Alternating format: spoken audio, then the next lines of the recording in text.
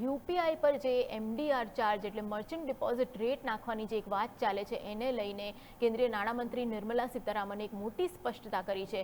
એમણે એવું કહ્યું છે કે એમડીઆર માત્ર વેપારીઓ પર જ લાગશે, ગ્રાહક ઉપર નહીં લાગે। આ નિર્ણયથી બેંક્સ અને ફિનટેક કંપનીઓ છે એને ટેકો મળશે, ઇન્ફ્રાસ્ટ્રક્ચર અને સિક્યોરિટી ક્ષેત્રે વધુ નવું રોકાણ વધશે।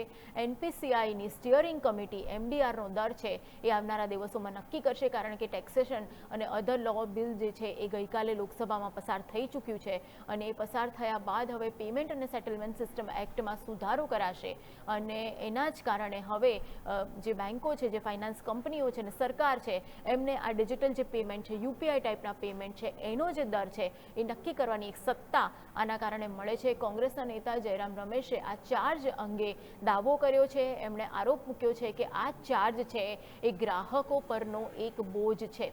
જો કે ફાઇનાન્સ મિનિસ્ટ્રીએ વિપક્ષના આક્ષેપોને પાયાવિહોણા ગણાવીને ફગાવી દીધા છે અને એમનું એવું કહેવું છે કે આ કોઈ પણ પ્રકારનો ચાર્જ ગ્રાહકો પર લાગવાનો નથી, વેપારીઓ પર લાગવાનો છે। રિઝર્વ બેંકના ગવર્નરે પણ પરમ દિવસે જ્યારે પ્રેસ કોન્ફરન્સ કરી ત્યારે આ જ વાત દોહરાવી હતી।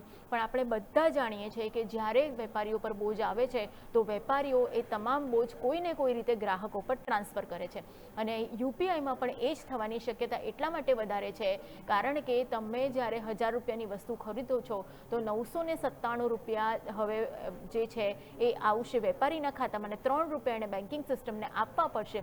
તો ચોક્કસ એ 3 રૂપિયાનો દર છે એ વધારીને જ તમારી કિંમત જે છે વસ્તુની એ વેપારીઓ નક્કી કરશે। એટલે અલ્ટિમેટ બોજ છે એ ગ્રાહકો એટલે કે તમારે ને મારે જ ભોગવવાનો આવવાનો।